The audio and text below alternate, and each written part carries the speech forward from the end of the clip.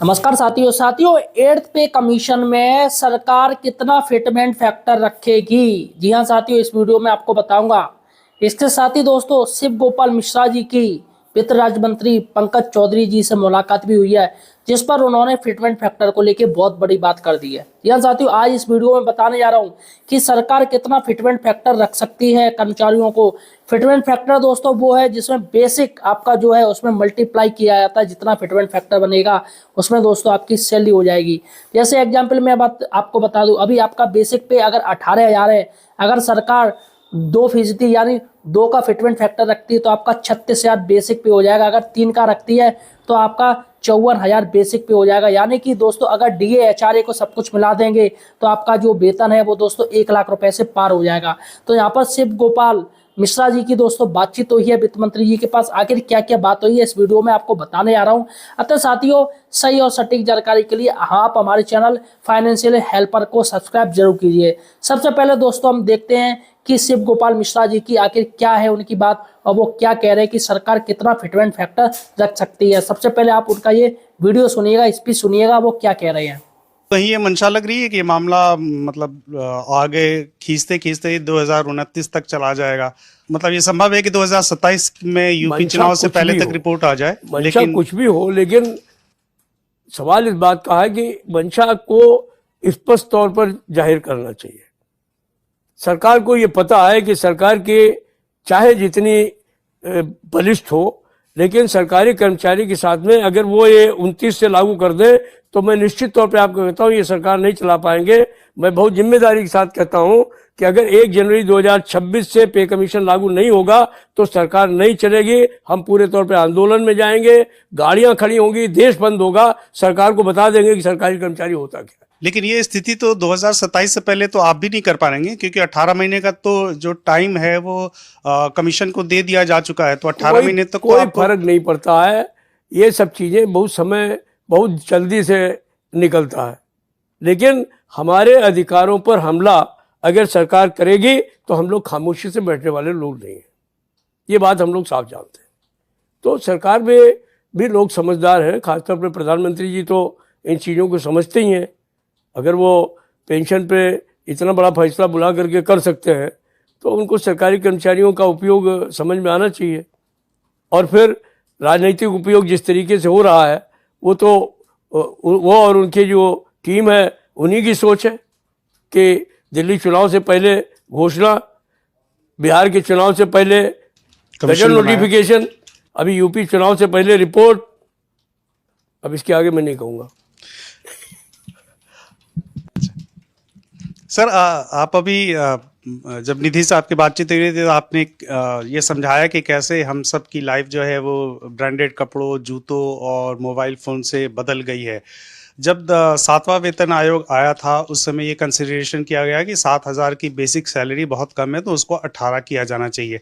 आपने fitment factor का कोई नंबर देने से आप बच रहे हैं, लेकिन ये तो बता ही सकते हैं ना कि आपके हिसाब से जो कंज्यूमर प्राइस इंडेक्स है, देश में जो महंगाई की स्थिति है, उस सब को देखते हुए minimum salary government of India employees की कितनी होनी चाहिए? कोई रिप्रेजेंटेशन आपकी तरफ से या कोई आपका असेसमेंट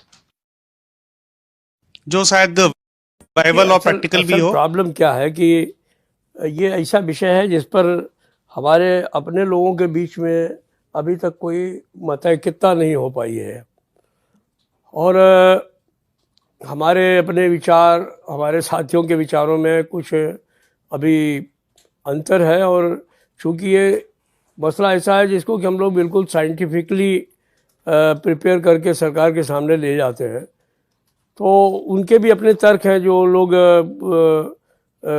अपने तरीके से सोच रहे हैं कि नहीं हम इतना डिमांड कर देंगे तो सरकार देगी नहीं और ये बाद में कल को हम लोगों के गले में फांसी का फंदा बनेगा।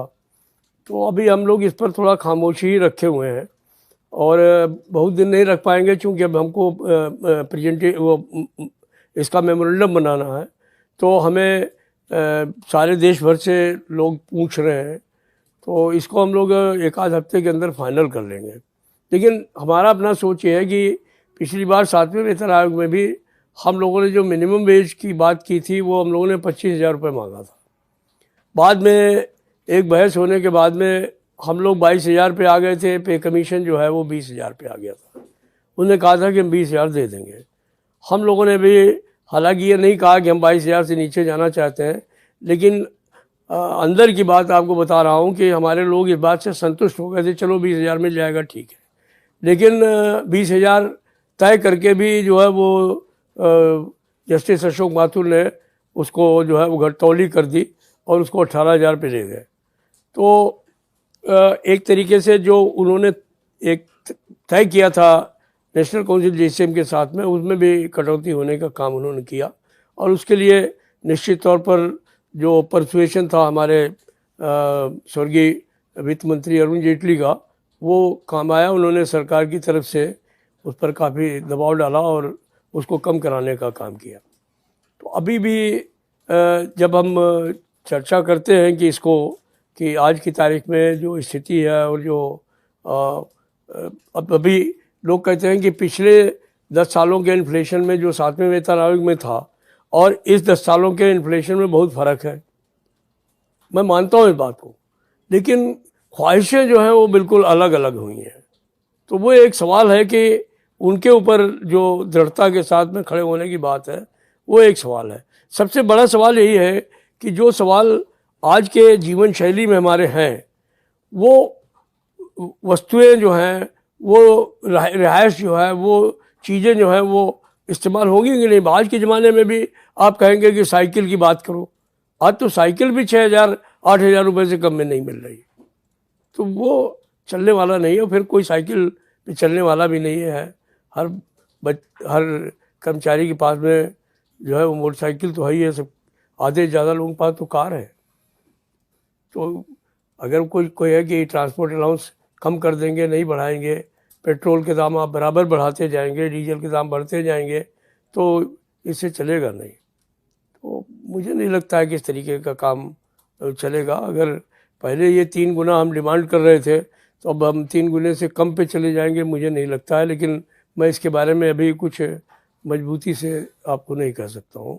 सर, वो आपने कहा वो पेंशनर्स के बारे में जो आपने स्थिति बताई, एक जो डिबेट जो शायद सरकार के अंदर भी चल रही है, NPS और UPS, सरकार कह रही है कि NPS से जो लोग UPS में जाना चाहते हैं वो जा सकते हैं। सरकार ने तीसरी बार डेडलाइन बढ़ाई जो 30 नवंबर को ख़त्म हो जाएगी।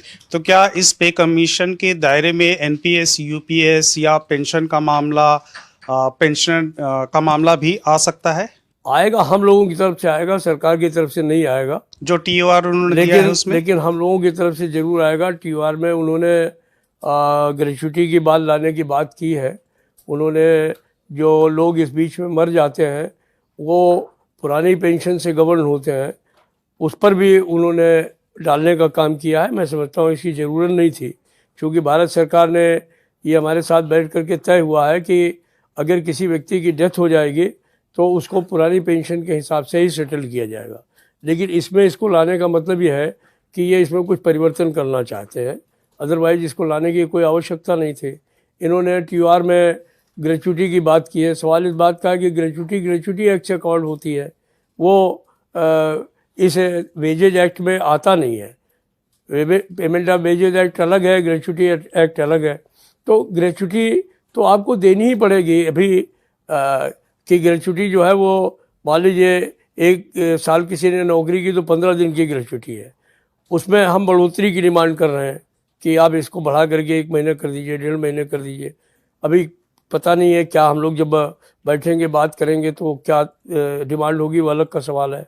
बट अगर NPS के लोगों को ग्रेच्युटी का सवाल आपने अपने TOR में लाया है तो ये एक शुभ संकेत नहीं है, ये भी एक गलत संकेत जा रहा है कि आप कहीं ना कहीं पर उसको करना चाहते हैं। एक बार उन्होंने कोशिश की भी थी कि NPS के लोगों को ग्रेच्युटी ना दी जाए, लेकिन चूंकि वो पुरानी सरकार के समय में, मनमोहन जी की सरकार के समय में हम लोगों ने फैसला करा लिया था कि नहीं, ग्रेच्युटी चूँकि ग्रेच्युटी एक्ट के अंतर्गत आती है, इसलिए वो चाहे NPS में हो चाहे OPS में हो, उसको ग्रेच्युटी आपको देनी ही पड़ेगी।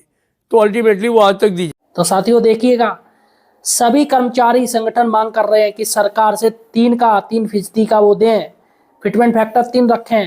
लेकिन दोस्तों सबसे बड़ी बात है इसकी, सरकार के पेट में क्या चल रहा है।